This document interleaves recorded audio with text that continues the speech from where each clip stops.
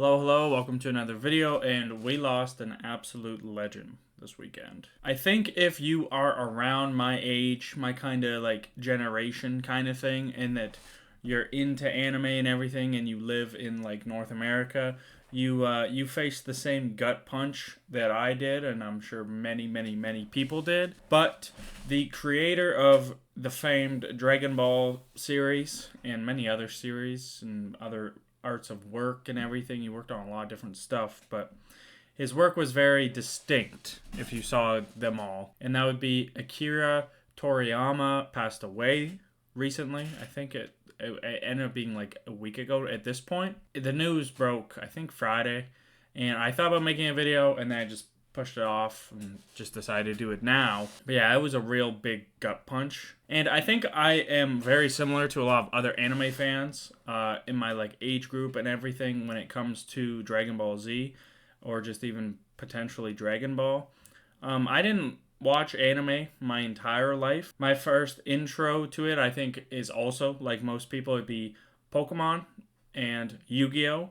At the time, I did not ever consider those as anime. I'm pretty sure I always just thought of it as cartoons. And that was it. They were, honestly though, looking back, those shows are still pretty goddamn good. Even though if you look back, the story in them is pretty goddamn mid. But I remember going up north with my family on vacation and having my cousins kind of introduce us through a video game. I can't think of what it's called.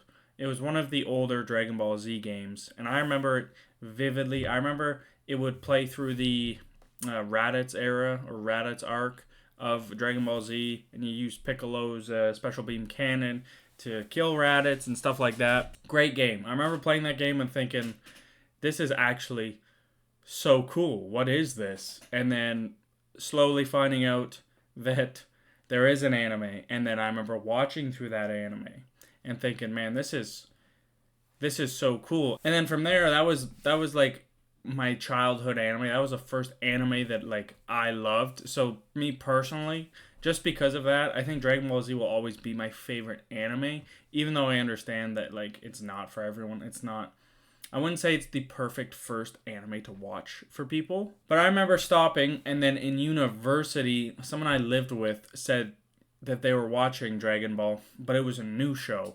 And that's when I learned that Dragon Ball Super was going on at that time.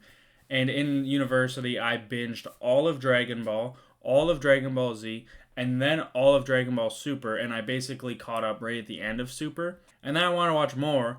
So I watched the amazing YouTube series. Well, I watch on YouTube. I'm sure you can.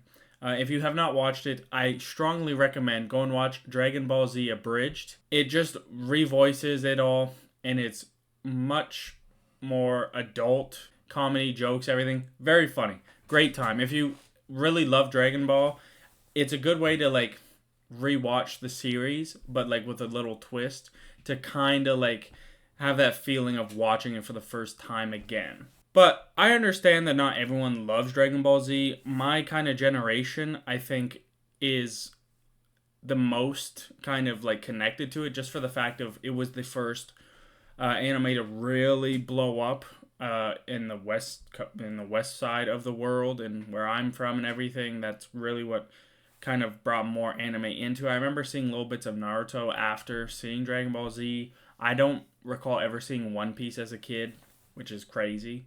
But yeah, Dragon Ball Z was so influential, which it's crazy because it is just a show. But like, just the fact of how much anime I now just purely enjoy and I'm open to watching, it got me into actually trying to read manga and like understand that more. I just started Berserk, and I don't know what I'm thinking of not reading it earlier. But the creator of Berserk also tragically passed away at a young age, and it's awfully sad. Both of them were very inspirational, I think, in different ways.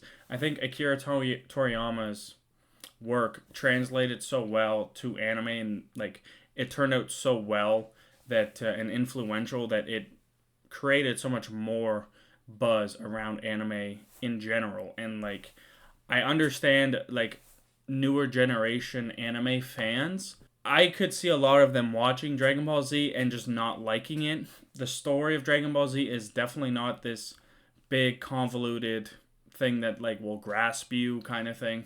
It's batshit crazy fun, and it's so fun. The fights, everything, the power ups. The power ups, I remember, if you weren't a kid my age too, sitting in like the bathroom, looking in a mirror or sitting somewhere and just like screaming, thinking that your hair is just gonna turn blonde. All of a sudden, your eyes would turn bright blue, and you'd go Super Saiyan. If you didn't try it at least once in your life, if you didn't try that once, I mean, you're probably like one of the more sane people in the world. But this video is going to be very short. I just kind of wanted to talk about this because, like, I was sitting in bed when I was, when I, saw it on Twitter, and I just, like, instantly just, it really just feels like a gut punch. Like, I wasn't overcome with emotion or anything, but it just felt like a big old, like, purely just a gut punch. Wind out of your sail. Yeah, I just want to kind of talk about that a little bit. It was a big gut punch, and then quickly just going into, like, the bit of distasteful shit you saw on Twitter. There's a few people that decided, like, oh, now's the good time to, like, bring up a couple of the outdated things that was in Dragon Ball and Dragon Ball Z. Obviously, don't condone, the stereotypical things that was in Dragon Ball Z, especially nowadays. I think to have, like, that conversation, it was fair to have, like, is it right or not type thing.